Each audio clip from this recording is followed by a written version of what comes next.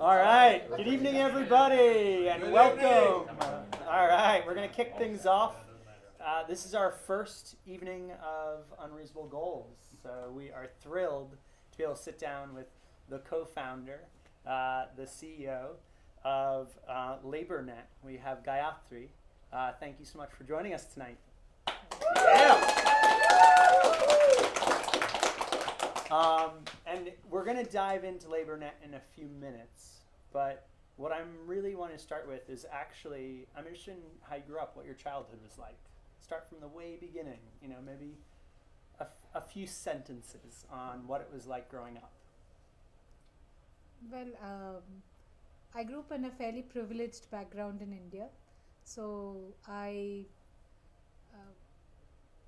saw, outside, of course, the house you see poverty, and development is always discussed in my house because we were, my father was a civil servant, so there was a lot of discussion of development, but a pretty carefree life. I moved around a lot. I traveled extensively wherever he was transferred. So I moved 13 schools and so I sort of, went around. Very nondescript childhood. Yeah. 13 schools, though, in how long a time period? You finish school in 12th grade and 13 schools in 12th, that period. So pretty much every few years we moved. But yeah, childhood was happy, no problems, no issues. So I'm curious, at what age did you start LabourNet? Very late. Yeah. No, but I started development work very early. While I was at college, in India, various things were happening. So the first year there was an agitation in my university where everybody was protesting, and I was on the wrong side of the agitation. So that affected. Then we had the major riots in Mumbai, where I again went into rehab work. Then there was an earthquake the following year. So just happenings in the years I was in college, I think that drew me away from a mainstream management career which I was going towards, and said I want to be in development.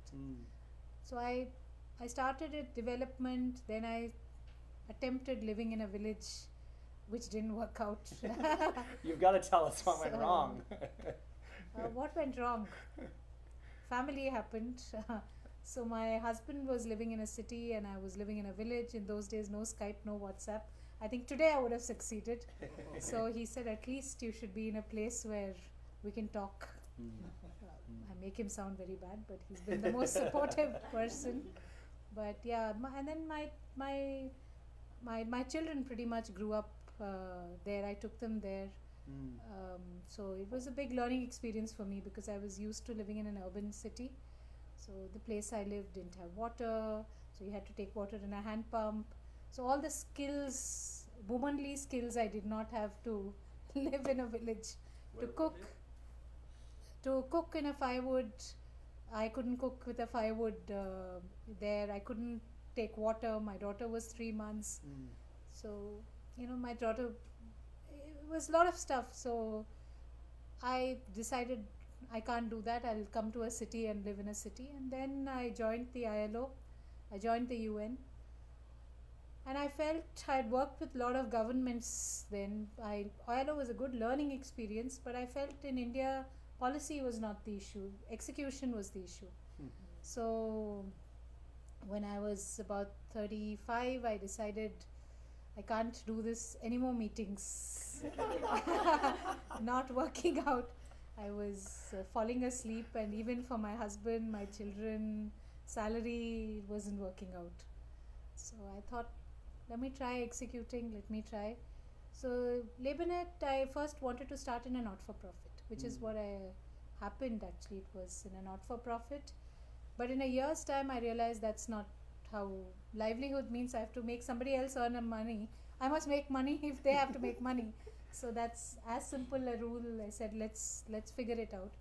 And in those days, social enterprise was just, words which I was reading.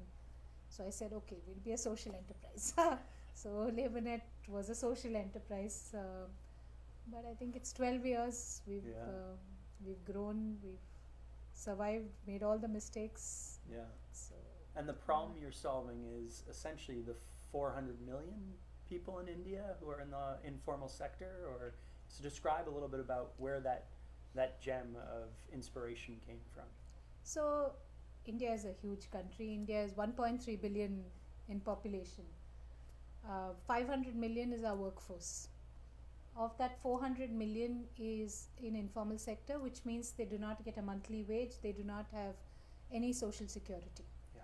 So the problem that we started off with, and which stands to be our mission, is can we ensure every working Indian who we touch, and we've put a figure of 10 million cumulatively, which we want to hit by 2024-25, can earn 25,000 rupees a month, which means that they know they are getting that money every month, either through full-time job or they have an enterprise. Second, they have to have a bank account.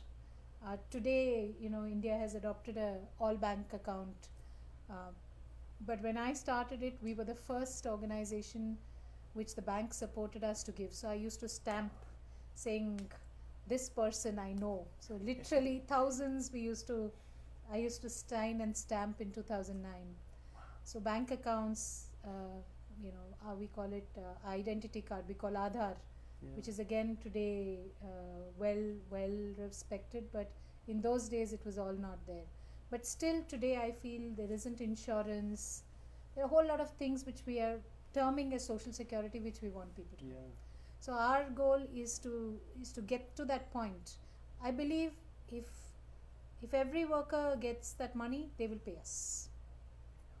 They will figure out where the money comes from. So you've got this big number of 10 million that you're aiming for by, I think, 2022. That's right. And this is about improving workers' skills and productivity in the informal sector. So far, in 12 years, you've been able to build and operate 143 centers, 593 schools, and you've already skilled over 700,000 workers. That's right. That's larger than almost every city in the US. That is incredible. We're a big country. We have to do things in scale. So otherwise, my dream is, LabourNet is a concept. So and that's why the name LabourNet also, it doesn't have to be, it is a company of course, but I think it can be easily replicated in every part of the world. It's not something, so I feel if LabourNet is profitable, sustainable at scale, then a lot of people will want to come into the livelihood industry. Today everybody wants to be, set up microfinance, non-banking financial services. It's an industry Muhammad Yunus created. And, we have to create this industry. So that's the goal.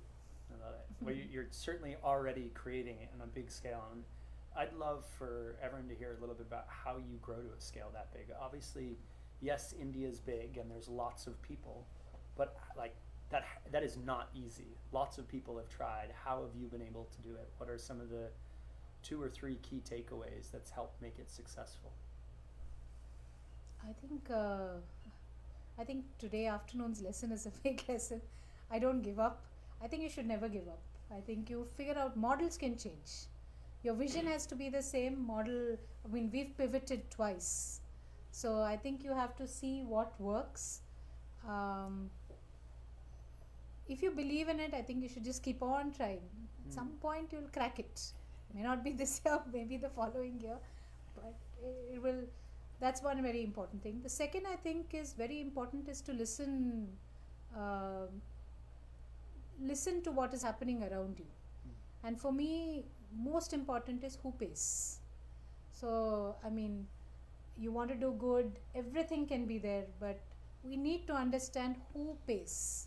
If there's nobody willing to pay for it, there's a problem in the model. The third thing which I think is very important for a company is cash is king. If you don't have money, you may have the best dreams, you may have the best intent, it doesn't work out. I think these are the three which I would say. Believe in your, at least for me, it's worked. Believe that I want to do this and I will do it some way or the other, whether for profit, not for profit, whatever entity is irrelevant. Get it down to, getting a paying customers. And the third, I think, is figuring out how things work. I love those. I'm curious, one of the values at Unreasonable is family and health first. I'm aware that you have 2 children. So you've built this empire, literally an empire, and you've been able to raise children. And I'm curious how you do all that and balance that. If you ask my children, they're going to say the reverse. So they'll say, LabourNet is your first child, we're second and third. So, I think lots of things. One, I never believe in separation of work and family. I think that is sorry for saying it here, but it's a completely Western concept in my mind. And I was saying this at the dinner table. I think just bring your children. If we are in meetings, where will they go? I don't understand why they have to be separate. If I had children who were 2-year-old, I would bring them here, which is what I did, and say, there's 16 people, somebody can look after them when I have to work. So why bother? They're welcome anytime. Now they're adults. But I'm saying, so I think for me, I took my children everywhere. One. Second, I had very, very supportive family. So my mother, my in-laws, my extended family. So it was a quid pro quo. They're old, I look after them, they look after my kids. There's interference, there's patience, there's fight, all of that goes on. Somebody will say this is the way they should eat, they should not eat. But I think there's too much focus on what they're eating, what they're doing. I figure they'll figure it out. And I think they're today 23 and 20. They're grown up, so over. Well, I feel like we could probably dive into this for another hour or 2 or 3. You are not only full of wisdom, but unbelievable success. And it is such an honor to have you in this program. We have a lot to learn from you this next 2 weeks. But also we are going to be there helping you get to that 10 million and doing everything we can to make it happen. So thank you so much, Gayathri. Thank you so much.